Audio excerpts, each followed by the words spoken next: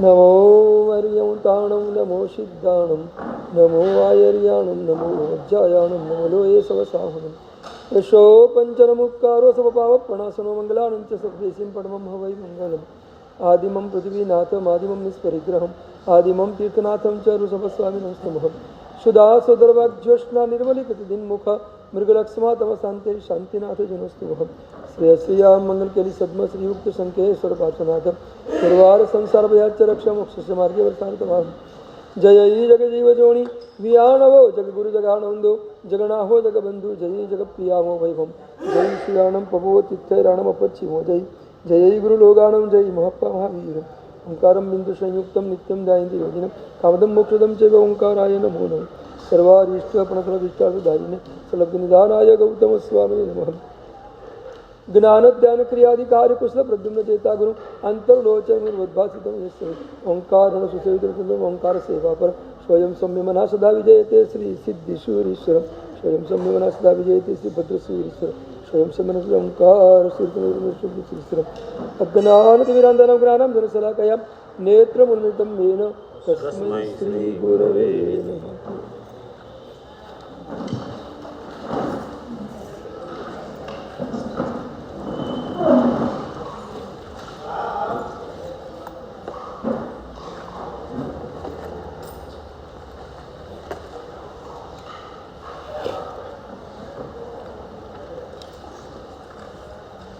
દિઠ્ઠો સુવિધિ જીણન સમાધિ રશે ભરે હો લાલ ભાષ્યો આત્મ સ્વરૂપ અનાદિનો વિસરે હો લાલ સકલ વિભાવ ઉપાધિ થકી મનો ઓસરે હો લાલ સત્તા સાધન માર્ગ ભણી સંચર્યો હો લાલ.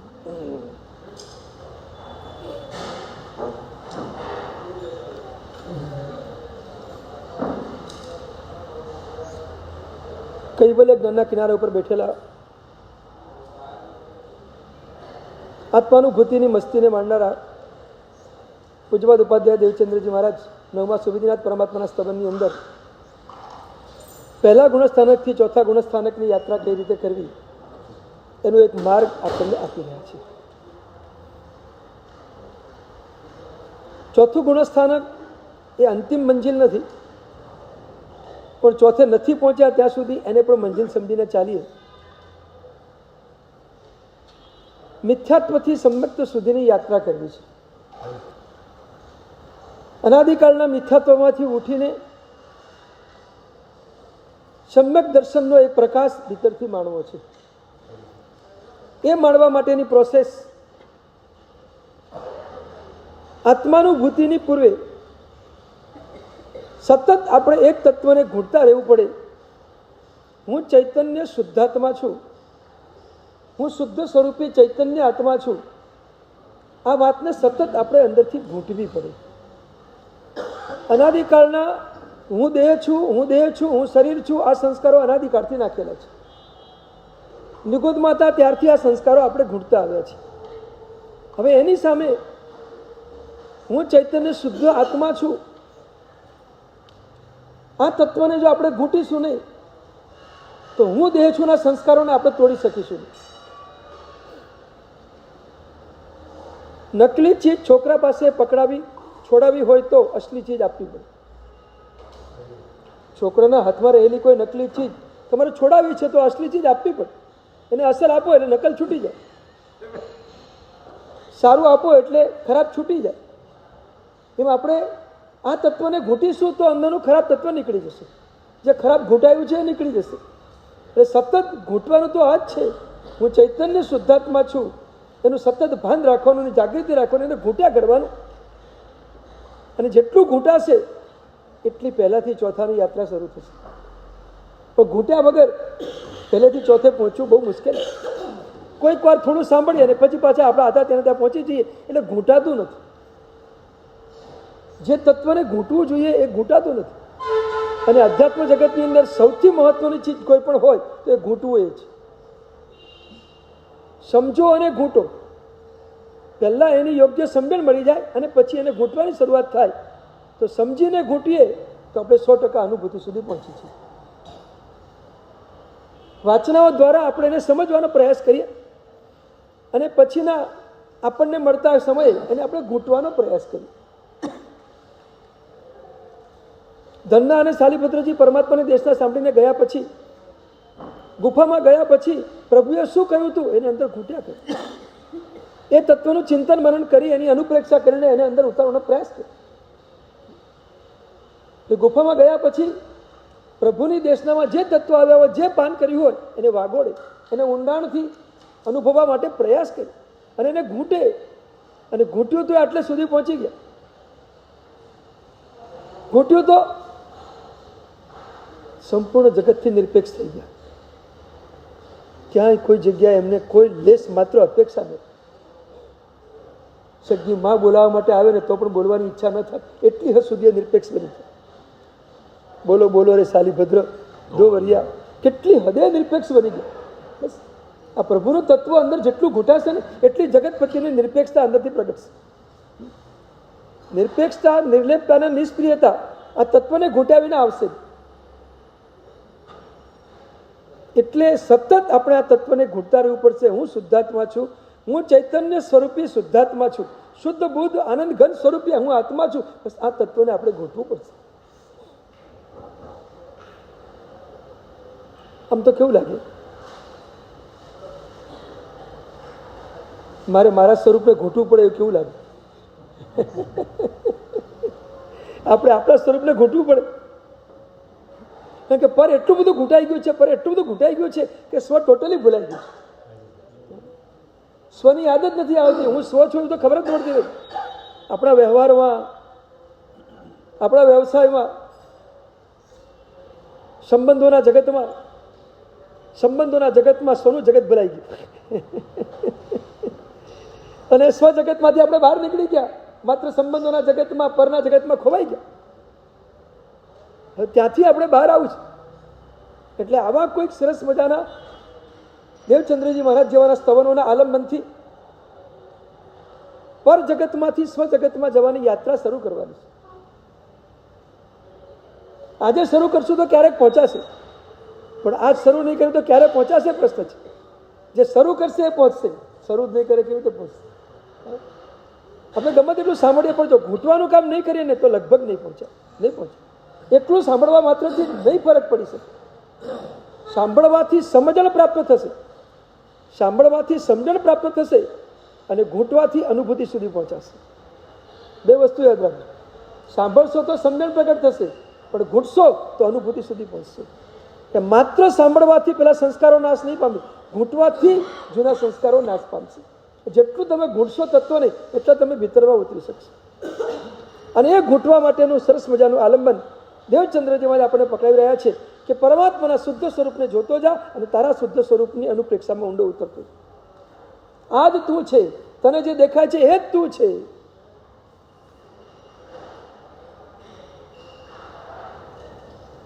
અડધો પોણો કલાક આપણે જે કંઈ પરમાત્માની ભક્તિ કરીએ, પરમાત્માની અષ્ટપ્રકારી પૂજા થઈ જાય, પરમાત્માનું ભાવ ભક્તિમાં ચૈત્યવંદન સરસ રીતે થઈ જાય, એ બધું પતી ગયા પછી 5 કે 10 મિનિટ એવી આપો કે 5-10 મિનિટમાં તમે માત્ર પ્રભુને જોયા કરતા હો અને પ્રભુના સ્વરૂપને, પ્રભુના ગુણને જ માત્ર ચિંતનમાં લેતા હો. એવી 5-10 મિનિટ પ્રભુને આપો. ક્રિયાત્મક ભૂમિકામાં બધું થઈ જાય છે, પણ ગુણાત્મક ભૂમિકા આપણી ટોટલી ખાલી રહી જાય છે. એટલી ક્રિયાત્મક ભૂમિકાથી આપણે પહોંચી નહીં શકીએ. ક્રિયાની સાથે આપણી પાસે જો ગુણાત્મક ભૂમિકા હશે તો જ આપણે પહોંચી શકશું. એટલે દેવચંદ્રજી મહારાજ આપણને ગુણાત્મક ભૂમિકામાં લઈ જવા માંગે છે. પ્રભુના દર્શન કરો, બધી વિધિ પતી ગયા પછી માત્ર પ્રભુને જોયા કરો અને ચિંતન કર્યા કરો. અને ચિંતનના મુદ્દા સૂત્ર દ્વારા પકડો, સ્તવન દ્વારા પકડો, ચિંતન દ્વારા પકડો, કોઈ પણ રીતે પકડો. તમે વાર્તામાં સાંભળ્યા હોય એ મુદ્દાનું ચિંતન કરીને પ્રભુ સાથે વાતચીત કરો, પ્રભુના ગુણો જોવાનો પ્રયત્ન કરો. એક નાનકડી વાત કહું તમને. લોગસ સૂત્ર, લોગસની છેલ્લી ગાથા, ચંદેશુ આઈચેસુ એમ સાગરવર ગંભીર. આના સૂક્ષ્મ ચિંતનમાં ઊંડા ઉતરો.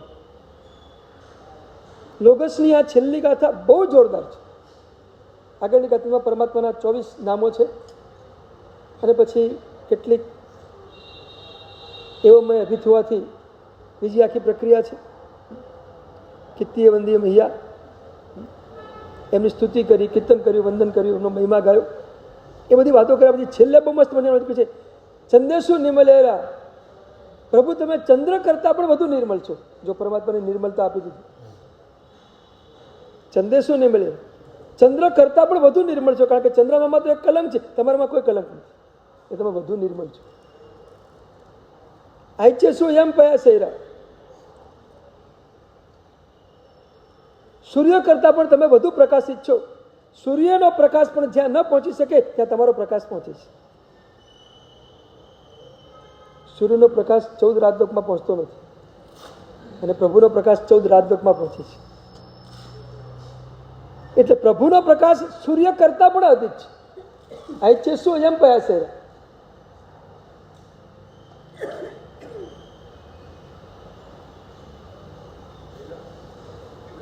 કેવી સરસ વાત લખી છે. ચંદેશુ નિમલેરા આઈચેસુ એમ પૈસેરા. આ પંક્તિના ઊંડાણમાં જાઓ તમે. એકમાત્ર ચંદ્રની વાત નથી, બધા ચંદ્રોને સાથે ભેગા કરો, એના કરતાં પણ તમારી વધુ. ચંદેશુ બહુ વચન મૂક્યું છે. આ ગ્રંથ ભગવંતની કૃતિ કેટલી બધી અદભુત છે. ચંદેશુ બહુ વચન મૂક્યું. બહુ વચન મૂકવાનો અર્થ એ છે બધા ચંદ્રોને ભેગા કરો, અને એની જેટલી નિર્મળતા થાય એના કરતાં પણ વધુ નિર્મળતા પ્રભુ તમારી પાસે છે. બધા સૂર્યોને ભેગા કરો, અને બધા સૂર્યનો જે પ્રકાશ થાય એ પ્રકાશ કરતા પણ પ્રભુ તમારો પ્રકાશ અધિકતર છે. સંદેશો નિમલે આયુષમ પૈસરા સાગર વર ગંભીર.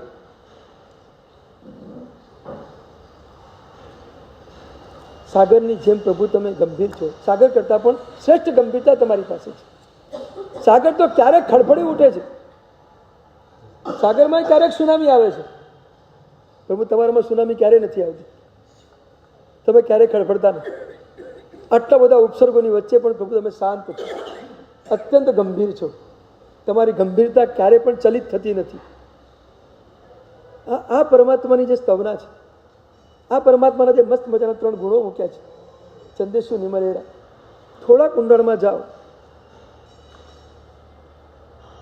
પ્રભુ તમારી પાસે ચંદ્ર જેવી સૌમ્યતા છે, સૂર્ય જેવી તેજસ્વીતા છે, અને સાગર જેવી ગંભીરતા છે.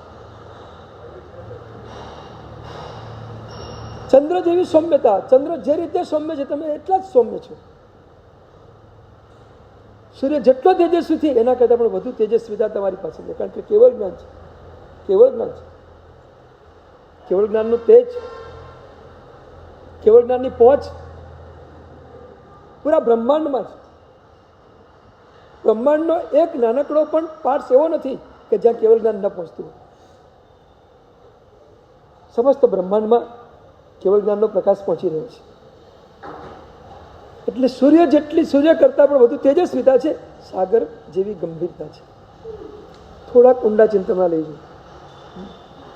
સૌમ્યતા એ સમ્યક દર્શનનું પ્રતીક છે, તેજસ્વીતા એ સમ્યક જ્ઞાનનું પ્રતીક છે, અને ગંભીરતા એ સમ્યક ચારિત્રનું પ્રતીક છે. સૌમ્યતા એટલે દર્શન, જ્ઞાન એટલે તેજસ્વીતા, અને ચારિત્ર એટલે ગંભીરતા. એટલે એમ જોવા જોઈએ તો આ 3 પંક્તિ દ્વારા પ્રભુના દર્શન, જ્ઞાન, ચારિત્રની એક અદ્ભુત ઓળખાણ, એ ગુણનું પ્રકટીકરણ આ 3 દ્વારા સાતકાર ભગવંતે આપણને આપી દીધું છે. તમે ઊંડું ચિંતન કરો. દર્શન, જ્ઞાન, ચારિત્ર દેખાશે પ્રભુમાં, ચંદ્ર નહીં દેખાય. ચંદ્ર જેવી સૌમ્યતા, અને સૌમ્યતામાં દર્શન, સમ્યક દર્શન. પ્રભુ કેટલું બધું સૌમ્ય છે. તેજસ્વીતામાં સમ્યક જ્ઞાન દેખાશે, એ જ્ઞાનનો પ્રકાશ દેખાશે.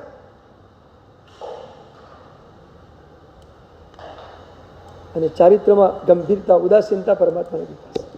ચારિત્ર એટલે ઉદાસીનતા, ગંભીરતા એટલે ઉદાસીનતા. તમે કેટલા બધા જગત પ્રત્યે ઉદાસીન છો, પર પ્રત્યે તમારી ઉદાસીનતા છે. સોમાં સ્થિર છો, પરમાં ઉદાસીન છો. સાધકનું આ જ લક્ષણ છે. એ સોમાં સ્થિર હોય, પરમાં ઉદાસીન. પર પ્રત્યેની જેટલી ઉદાસીનતા વધશે એટલું અંશે અંશે ચારિત્ર અંદરથી પ્રગટ થતું હશે. પણ પર પ્રત્યેની ઉદાસીનતા લાવી છે, તો પરમાત્માના આ એક 3 પંક્તિ દ્વારા આ 3 ગુણનું ચિંતન કરો. એ ચિંતન કરતા કરતા તમને અંદરથી દિશાઓ મળ્યા કરશે. એ પ્રભુનું દર્શન, સમ્યક દર્શન, એ પ્રભુનું જ્ઞાન, સમ્યક જ્ઞાન, એ ચારિત્ર, સમ્યક ચારિત્ર, આ બધું પકડાશે ધીરે ધીરે. અને પછી થોડા આગળ વધીને જુઓ કે આ બધું જ મારામાં છે. મારું આત્મ સ્વરૂપ પણ ચંદ્ર જેવું સૌમ્ય છે. મારા ગુરુઓમાં પણ સૌમ્યતા છે. મારી પાસે પણ કેવલ જ્ઞાનનો પ્રકાશ છે. મારી પાસે પણ ઉદાસીનની ધારા છે જ. બધું ભીતર પડેલું છે. એ રીતે ચિંતન કરશો ને તો એ પરમાત્મા દર્શન કરતા કરતા સ્વરૂપનું દર્શન થઈ જશે. અને સ્વરૂપનું દર્શન થશે ને એમ સ્વરૂપની શ્રદ્ધા પ્રગટવાનો એક સરસ મજાનો માર્ગ અંદરથી મળશે. પછી થશે હું આ જ છું, હું આ જ છું, હું આ જ છું. આ શ્રદ્ધા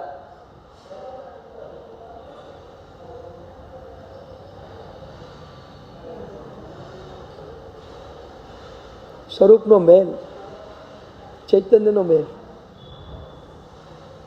આપણી પાસે આપણી પાસે અંદર મેલ છે.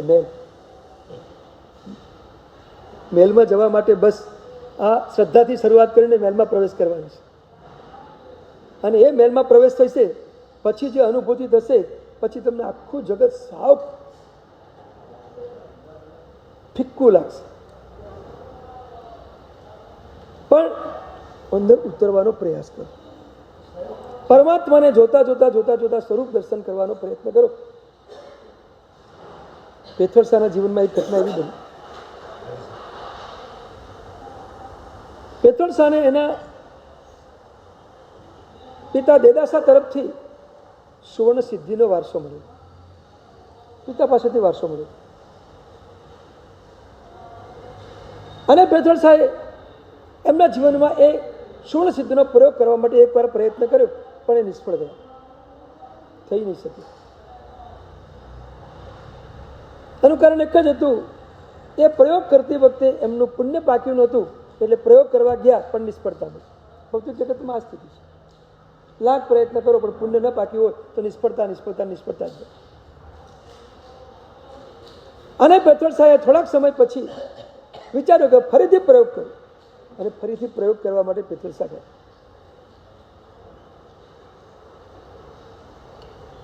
જીરાવલાની આસપાસના જંગલોમાં ઘૂમ્યા. બહુ મોટું જંગલ હતું ત્યાં પહેલા. આજે પણ એટલા બધા પહાડો છે ને, એ પહાડોની વચ્ચે જંગલો જ છે બધા. આ બાજુ આબુનો પહાડ છે ને આ બાજુ જીરાવલાનો પહાડ છે. જીરાવલાનો પહાડ પણ બહુ વિશાળ, બહુ મોટો, અને જંગલો ખૂબ. અને એ જંગલમાં એ કાળમાં ઔષધિઓ ખૂબ થતી. જે વૃક્ષો ઉગતા એમાં ઔષધિના વૃક્ષો ઉગતા. પેથર શાહને ખબર હતી કે આ જીરાવલાના જંગલમાં જે ઔષધિઓ છે એમાંથી મારે સુવર્ણ સિદ્ધિ કરવા માટે જે ઔષધિ જોઈએ એ બધી મને ત્યાં મળે છે. આમના એમાં જે લખ્યું છે એ બધું ત્યાં મળી જશે. એટલે છેક માંડવગઢથી જીરાવલા ગયો. માંડવગઢ મધ્યપ્રદેશમાં આવ્યું, જીરો રાજસ્થાનમાં. માંડવગઢથી છેક મધ્યપ્રદેશ. અને ત્યાં જઈને જીરાવલાના પહાડોમાં ઘૂમીને ઔષધિઓ બધી ભેગી કરી. ઔષધિ ભેગી કર્યા પછી એને લસોટાવી માણસો દ્વારા, અને એમાંથી રસ તૈયાર કર્યો. આ સુવર્ણ સિદ્ધિનો રસ તૈયાર કર્યો. હવે કામ માત્ર એટલું જ બાકી રહ્યું કે લોખંડ ઉપર એને છાંટવાનું રહ્યું. એટલે લોખંડ મંગાવવું પડે, અને મંગાવ્યા પછી એક પ્રોસેસ છે કે લોખંડને ગરમ કરવું પડે. ગરમ કર્યા પછી રસ છાંટો એટલે બધું લોખંડ સોનામાં ટ્રાન્સફર થઈ. આ સુવર્ણ સિદ્ધિનો પ્રયોગ છે. અત્યારે તો મળતો નથી આપણે.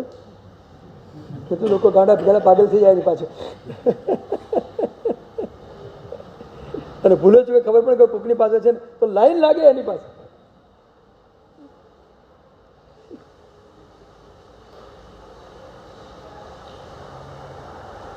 હું તમને આગળ પૂછીશ કે પેથર શાહે આગળ જઈને જે કર્યું એમાં રસ, કે પેથર શાહે સુવર્ણ સિદ્ધિને લોખંડ સોમાં ટ્રાન્સફર કર્યું એમાં રસ, આગળ જઈને વાત કરશો.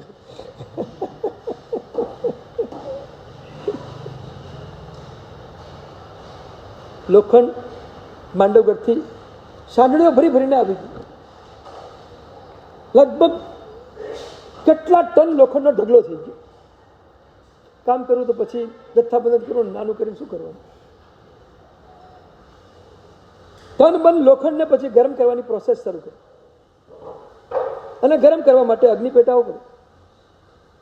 અને આ જંગલ છે, જંગલમાં અગ્નિ પેટાવા માટે વૃક્ષોના થળિયાઓ લાવીને નાખવા પડે. દાળ ને થળ બધું નાખતા જાય અંદર. ટનબંધી લોખંડને ગરમ કરવા માટે 7 દિવસ સુધી અગ્નિ ચલાવે. 7 દિવસ સુધી 24 કલાક અગ્નિ ચાલે. અને પછી પેલું લોખંડ ગરમ થયું. લોખંડ જ્યારે બરાબર ગરમ થયું, રસ છાંટી દીધો, બધું સોનું થઈ ગયું. પ્રયોગ સફળ. પુણ્ય હતું, પ્રયોગ સફળ થયું. બધું સોનું હવે માંડવગઢ મોકલી દીધું પાછું, ગોડાઉનમાં પહોંચી ગયું. અને પેતરસાને ઈચ્છા થઈ કે આટલે આવ્યો છું, આબુ ગિરિરાજ ઉપર વિમલ મંત્રીએ બનાવેલું જે અદ્ભુત જિનાલય છે, દાદા આદિનાથ ત્યાં બિરાજમાન છે, પ્રભુના દર્શન કરીને પછી જ માંડવગઢ જાઉં. આટલે આવ્યો છું તો તીર્થની યાત્રા કરી. અને પાછળથી અણાદરા પોઈન્ટથી ઉપર પાછળના ભાગથી એ આબુ ચડી ગયું. જીરાવાળાથી નજીક પડે. હજી ભેરુ તારક છે, ભેરુ તારકથી પાછળનો રસ્તો છે ચડવાનો. તમે 2-2.5 કલાકમાં ઉપર પહોંચી જાઓ. બધું દેલવાડ સુધી પહોંચતા 3 કલાક લાગે.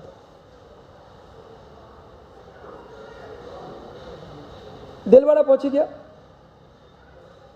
પૂજાના કપડાં પહેરીને પ્રભુની ભક્તિ કરવા માટે દેરાસરમાં ગયા. દર્શન કર્યા, પરમાત્માની પૂજા કરી, બહાર આવ્યા. પરમાત્માની ભાવ પૂજા કરી ચૈત્યવંદન સ્વરૂપે. અને બધું કર્યા પછી પેતરસા આંખ બંધ કરીને પરમાત્માની સામે બેસીને હવે ચિંતન કરી રહ્યા છે. મેં તમે કીધું ચિંતન કરજો. પેતરસા હવે ચિંતને ચડે. અને એમના ચિંતનમાં પરમાત્માનું જીવન દર્શન સામે આવ્યું, અને પરમાત્માના ગુણો સામે આવ્યા.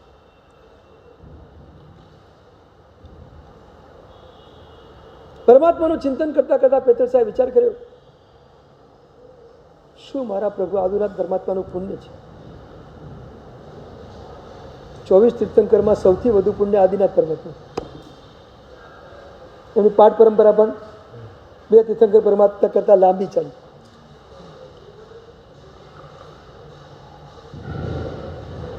અને એમ કહેવાય કે સૌથી વધુ મોક્ષે આદિનાથ પરમાત્માના શાસનમાં ગયા. પુણ્ય જ હતું આદિનાથ પરમાત્મા. કેટલું ગજબનું પુણ્ય આદિનાથ પરમાત્માનું. ભગવાને જન્મ લીધા પછી દીક્ષા સુધી ક્યારે પણ રાંધેલો ખોરાક ખાધો નથી. રસોઈ કેવી રીતે બનાવવા એ કળા એમને શીખવી. આખી આર્ય સંસ્કૃતિની સ્થાપના એમને કરી. આર્ય સંસ્કૃતિના બધા વ્યવહારો એમને બતાવ્યા. આર્ય સંસ્કૃતિ આખી એમનાથી શરૂ થઈ. બધી કળાઓ એમને શીખવી, બધા શિલ્પો એમને પ્રગટ કર્યા. પણ એ ભગવાન આદિનાથે ક્યારે પણ દીક્ષા લીધા પહેલા ખોરાક મોઢામાં નથી નાખ્યો. તો શું કર્યું પરમાત્માએ? પરમાત્માને જ્યારે જ્યારે પણ પાણી પીવાની ઈચ્છા થાય ને, દેવલોકના દેવો એમની સેવામાં હાજર જ હોય. જાણી જાય પ્રભુને ઈચ્છા થઈ ગઈ છે, ક્ષીર સમુદ્રના પાણી લાવીને મૂકી દે, પ્રભુ વાપરો. એમ લાગે કે પરમાત્માને વાપરવાની ખાવાની ઈચ્છા થઈ છે, તો કલ્પ વૃક્ષના ફળો લાવીને પ્રભુ પાસે મૂકીએ, પ્રભુ વાપરો. કેવું પુણ્ય કહેવાય! આદિનાથ પરમાત્માનું પુણ્ય કેટલું ગજબનું છે. ગૃહસ્થપણામાં, છદ્મસ્થપણામાં દેવો સેવા કરવા માટે હાજર રહે. હવે લગભગ કોઈ તીર્થંકરમાં બનતું નથી. હા, ગજબનું પુણ્ય પરમાત્મા આદિનાથ. દેવતાઓ હાજર હોય. ક્ષીર સમુદ્રનું પાણી, કલ્પવૃક્ષના ફળો, પ્રભુ આરોગ્ય. એટલે પરમાત્માએ ક્યારે પણ પાણી પીધું તો ક્ષીર સમુદ્રનું જ પીધું છે. ફળ ખાતા તો કલ્પવૃક્ષના ફળો ખાતા છે. આટલું ગજબનું પુણ્ય 83 લાખ પૂર્વ સુધી પરમાત્માનું ચાલે. 83 લાખ પૂર્વ સુધી. પછી પ્રભુએ દીક્ષા લીધી, એવું કર્મ ઉદયમાં આવ્યું, 400 દિવસ સુધી આહાર જ ન મળે. જો આપણે પાપ કર્મ ઉદય છે, ઉદય તો ઉદય જ છે. અંતરાય કર્મનો ઉદય છે. ગોચરી માટે જાય છે અને પ્રભુ પાછા આવે છે, ગોચરી મળતી નથી.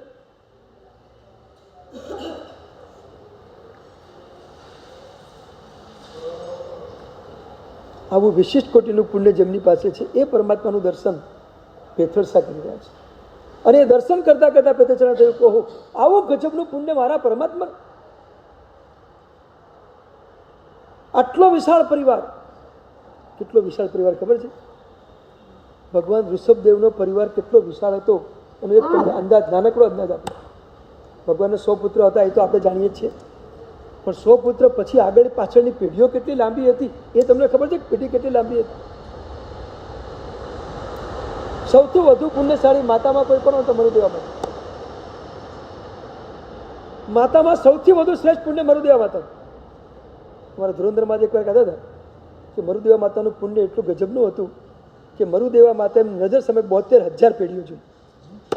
72,000 પેઢીઓ નજર સામે જોઈ. શું પુણ્ય કહેવાય? 72,000 પેઢી એટલે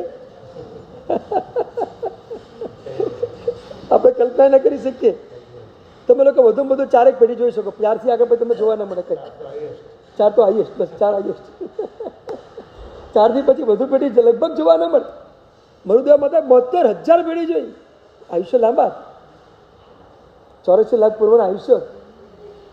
આયુષ્યનું પણ એક લંબાણ તો હતું જ, એ પણ એક કારણ તો છે, ફેક્ટર તો છે. પણ છતાં પુણ્ય કેવું કહે? 72,000 પેઢીઓ એમની નજર સામે આમ રમતી દેખાય. કેવું ગજબનું પુણ્ય! શ્રેષ્ઠ કોટીનું પુણ્ય ભગવાન આદિનાથના પરિવારમાં. અને એ પરમાત્માનું આ જીવન જોતા જોતા પેથરસાને લાગ્યું કે આટલું બધું પુણ્ય પરમાત્માનું, અને છતાંય બધું છોડીને છેલ્લા 1 લાખ પૂર્વ બાકી રહ્યા અને પ્રભુએ દીક્ષા લીધી. બધું છોડ. શું ખૂટ્યું પ્રભુને? દીક્ષા લેવા માટે શું ખૂટ્યું? કંઈ ખૂટ્યું નથી. પુણ્યની કોઈ કચાશ થઈ નથી. કોઈ છોકરો વાંકો પડે કે કોઈ આમ કશું જ નહોતું. અંદરનો વૈરાગ્ય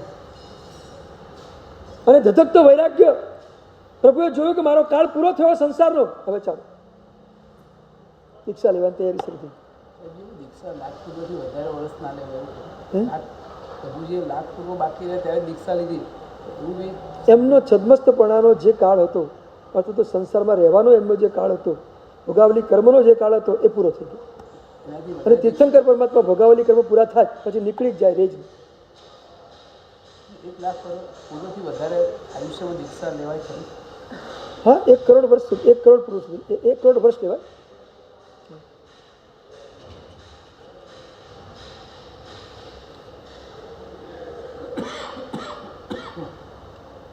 જો 1 લાખ પૂર્વ એ કાળમાં હતા, એ કાળમાં. એટલે કરોડ કરતાં તો પૂર્વ વધારે જ છે. એનો આંકડો તો બહુ મોટો જ છે. પણ એમ લાગે કે 1 લાખ પૂર્વનું એ વખતનું ચારિત્ર પર્યાય કમસે કમ હશે. એથી વધારે ક્યાંય દેખાતો નથી. ભગવાન આદિનાથથી વધુ ચારિત્ર પર્યાય કોઈ જગ્યાએ જોવા નહીં.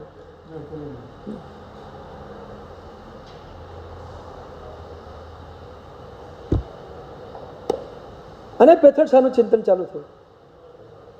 આટલું ગજબનું પુણ્ય છોડીને પરમાત્મા નીકળી ગયા. બસ અહીંયા એમનો ટર્નિંગ પોઈન્ટ શરૂ થયો. અને પછી ચિંતન કરતાં કરતાં પોતાની તરફ ફર્યા. મેં કીધું પ્રભુને જોતા જોતા પછી 100માં જોવા, પછી એ 100માં જોવા માંડ્યા.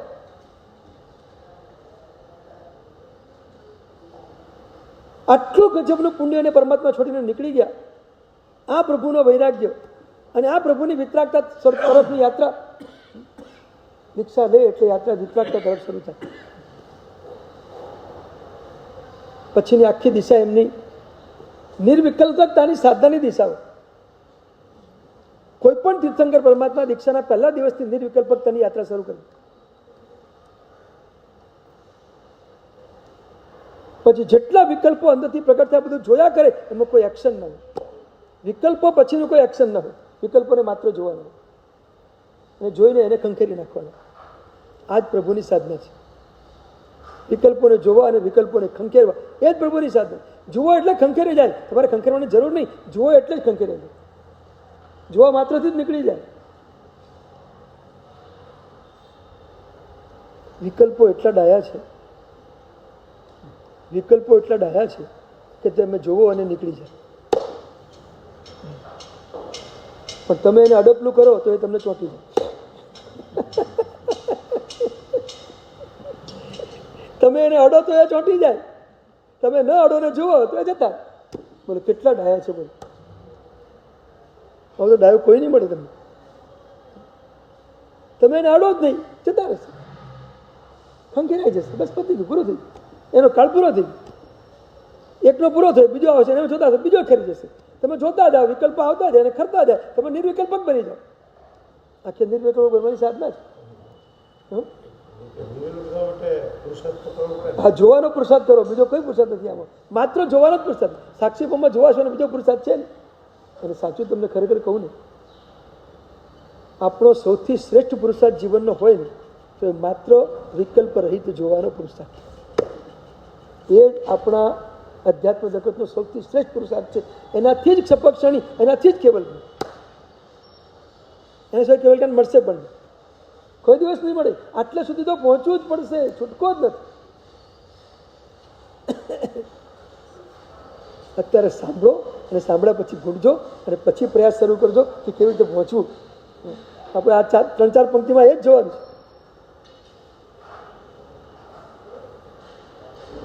પરમાત્માએ છોડ્યું અને પરમાત્મા સાધનામાં ડૂબી ગયા. નિર્વિકલ્પકતાની સાધના શરૂ થઈ ગઈ, સાક્ષી ભાવની સાધના શરૂ થઈ, પ્રેક્ટિકલ સ્વરૂપે. આ ચિંતન પેથળસા કરી રહ્યા છે અને એ અંદર વળ્યા. મેં કેટલી મોટી ભૂલ કરી નાખી,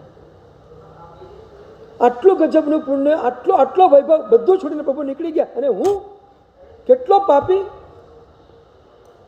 કે મારી પાસે કોઈ કમીના નહોતી, છતાં મેં આ સુવર્ણ સિદ્ધિનો પ્રયોગ કરીને, સુવર્ણ બનાવવાનો પ્રયોગ કરીને અઢળક સુવર્ણ ભેગું કર્યું. મારે જરૂર શું હતી આ કરવાની? હવે પોતાનું ચિંતન શરૂ છે. મારે જરૂર શું હતી અહીં કરવાની?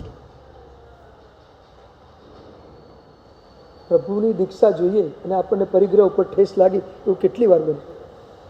કોઈકની દીક્ષા જોઈએ અને આપણા પરિગ્રહ ઉપર આપણને ઠેસ લાગે, ચોટ લાગે એવું કેટલી વાર બને? અહીંયા પિતર છે ને, ચોટ લાગી, પરિગ્રહ ઉપર ચોટ લાગી કે મારે આ પરિગ્રહ કરવાની જરૂર શું હતી? આ લોભ સંજ્ઞામાં મારે ખેંચાવાની જરૂર શું હતી? મારે ક્યાં ઓછું હતું? રાજાની મહેરબાની હતી, અઢળક મને મળી રહ્યું હતું, મારે કોઈ કમી ના નહોતી.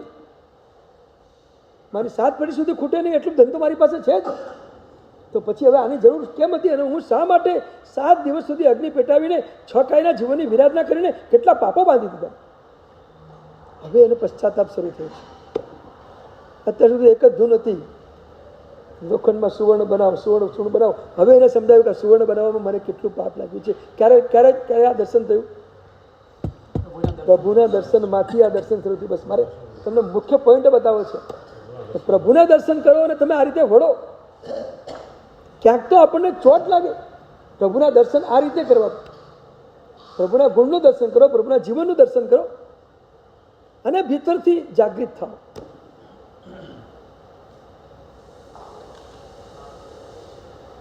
શ્રીમંતને જોયા પછી મારે આટલું ખૂટે છે એ ભાવ જાગશે. શ્રીમંતને જોયા પછી મારે આટલું ખૂટે છે એ ભાવ જાગશે. પ્રભુને જોયા પછી મારે આ ખૂટે છે એ ભાવ કેમ જાગૃત થતો નથી? આ વાસ્તવિકતા છે. જાગો તો જોયા ને. તમે તમારી દ્રષ્ટિ જો આ રીતે ચાલતી હોય તો બધે ચલાવો ને, એ દ્રષ્ટિ એક સરખી ચલાવો. અમુક જગ્યાએ આ દ્રષ્ટિ રાખો છો, અમુક જગ્યાએ બીજી દ્રષ્ટિ રાખો છો. આ તો આનું ખબર નથી પડતી તમે કેટલા રૂપ કરો છો. બહુરૂપી છો. પણ લોજિક બરાબર સમજો તો. શ્રીમંતને જોઈને મારે આ ખૂટે છે એ ભાવ લગભગ આવે છે, લગભગ આવે છે. તો પરમાત્માને જોયા પછી એ ભાવ કેમ ના આવે કે મારે આ ખૂટે છે, હું એ તૂટું છું, મારા પ્રભુએ આ કર્યું તો હું કેમ કરી શકતો નથી? એ પણ છદમસ્ત, જ્યારે કર્યું ત્યારે છદમસ્ત હતા, આજે હું પણ છદમસ્ત છું. એમને પણ છદમસ્ત અવસ્થામાં જ પગલું ઉઠાવ્યું હતું આ કરવાનું, તો હું છદમસ્તમાં પગલું કેમ ન ઉઠાવી શકું? આમ ટેલી તો કરો પ્રમાણ જીવન સાથે. ક્યારેક તમને અંદરથી ચોટ લાગશે. સમય પાક્યો હશે તો ચોટ જલ્દી લાગી જશે અને આખો જીવનનો વળાંક આવી જશે. પ્રભુના દર્શન કરતાં કરતાં આપણે વળાંકમાં જવું છે. આ છૂટશે તો તાત્વિક ગુણાનુભૂતિમાં આગળ જવાશે. જીવન દર્શન કરો, પછી ગુણ દર્શન કરો, અને ગુણ દર્શનથી પોતાના ગુણ દર્શન કરતાં કરતાં તાત્વિકતામાં અંદર ડૂબો.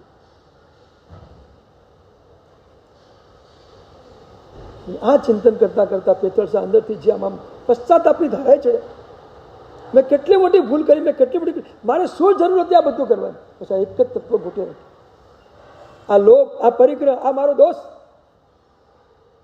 ભગવાન પાસે ધ્રુસકે ધ્રુસકે રડી પિત્તળ સાહેબ, ભગવાન મને આમાં તમે બહાર કાઢો, ક્યાં તમે ને ક્યાં હું? આ બધું કર્યા પછી એમ લાગે પ્રભુ તારી ભક્તિ કરવાનો હું કેટલો લાયક છું. આ તારા જીવનને જોયા પછી મને એમ લાગે કે મારી પાસે તારા સ્પર્શ કરવાની પણ કેટલી લાયકાત છે. ધ્રુસકે રડ્યો પિત્તળ સાહેબ. અને એ ચિંતનમાંથી જે એને જ્ઞાનનો પ્રકાશ મળ્યો, એ જ્ઞાનના પ્રકાશમાં પિત્તળ સાહેબ 3 પ્રતિજ્ઞા લઈને ઊભા થયા. 3 પ્રતિજ્ઞા, જબરજસ્ત 3 પ્રતિજ્ઞા છે. પહેલા નંબરની પ્રતિજ્ઞા પિત્તળ સાહેબે કરી કે હવે જિંદગીમાં ક્યારેય પણ સુવર્ણ સિદ્ધિનો પ્રયોગ કરવો નહીં.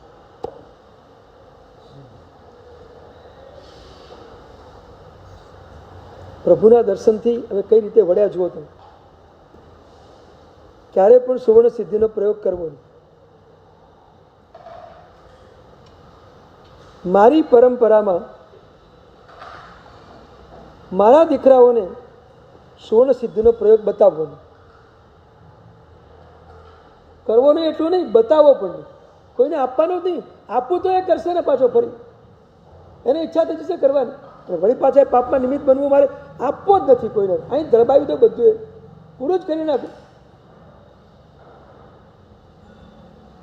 પ્રયોગ કરવો નહીં, બતાવવો નહીં. અને ત્રીજા નંબરમાં આ પ્રયોગ કરવાથી જે કંઈ સોનું ભેગું થયું છે એનું રત્તીભાર સોનું સંસારમાં ક્યાંય વાપરવું. આ 3 પ્રતિજ્ઞા પિત્તળ સાહેબ પરમાત્માના દર્શન કરતા કરતા પ્રાપ્ત કરી.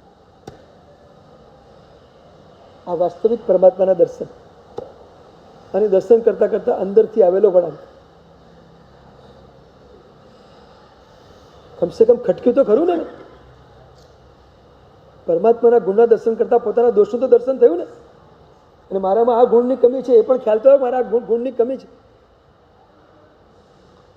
પરમાત્માનું સ્વરૂપ છે જ મારું સ્વરૂપ છે, પણ વર્તમાન કાળમાં વર્તમાન પર્યાયમાં હું ક્યાં છું એ પણ પિત્તળ સાહેબ જોઈ લીધું.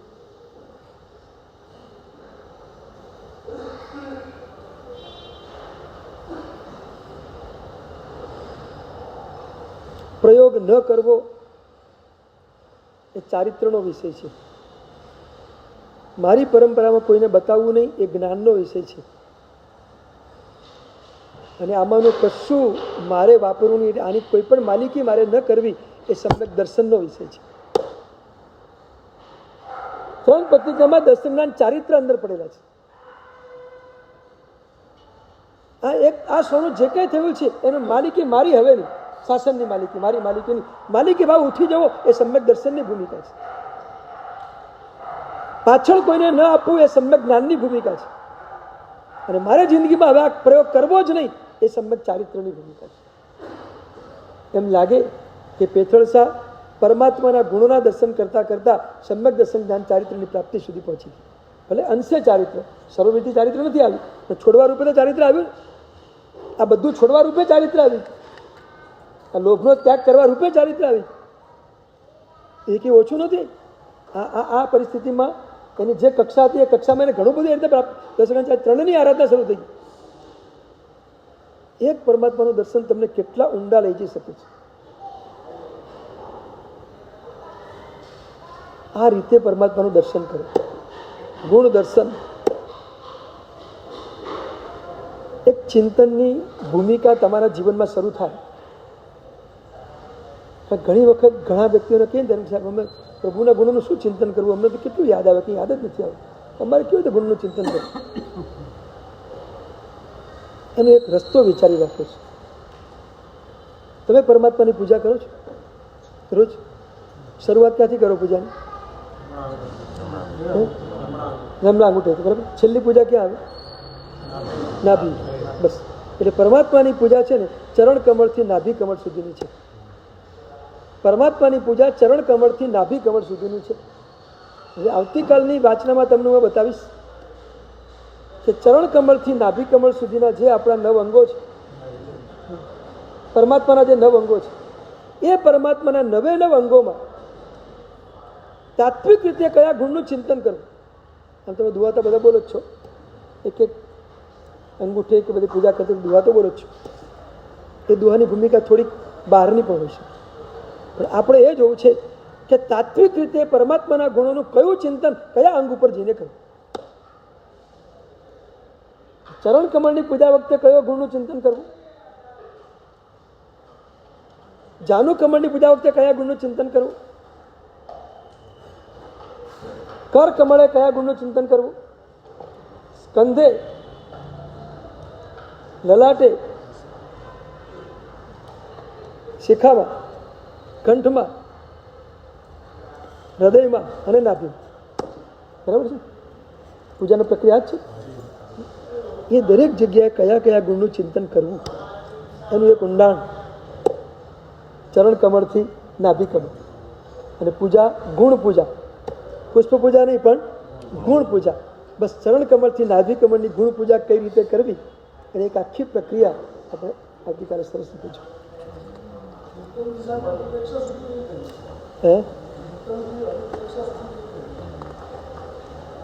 ચિંતનને વારંવાર ઘૂંટો અને ચિંતનમાં જે કંઈ ઉહાપો થાય, અંદરથી જે કંઈ પ્રશ્નો પેદા થાય અને એ પ્રશ્નોનું સમાધાન કરો એટલે અનુપ્રેક્ષાની દિશા શરૂ થઈ. પણ ચિંતન કરતા તમને કંઈક અંદરથી પ્રશ્નો, તર્ક અને ઉહાપો થવો જોઈએ. તર્ક અને ઉહાપો થશે તો અનુપ્રેક્ષામાં તમને આનંદ આવશે. સૂર્યોગે પ્રથમ વિહારમ ઉત્તમ પાણી ખાંસી મંથામસ્તન પત્ની પાણી ખાંસા પછી સૂર્યોગે મુસ્લિમ પાન તો બોલો શશિત્ર વાસિત નવકાર સિદ્ધાંબેન દેશ સૂર્ય નૌકાશ પ્રતિ સાત પછી સુંદર દ્વારા મુસ્લિમ પાણી ખાંસી શૈમ અંતરાગુણ શસ્ત્રમ ત્યાગણમ અંબિલમ વિજય પ્રત્યંતમ ત્યાગણમ એગાસ્નમ વ્યાસમ પ્રિયતિમ ત્યાગમ વસ્તુમ ખાંસી શૈમ અંતરાગુણ સત્સાગણ સાગર શશિત્ર વાસિત સર્વમંગલ મંગલ સકલ જૈનમ જય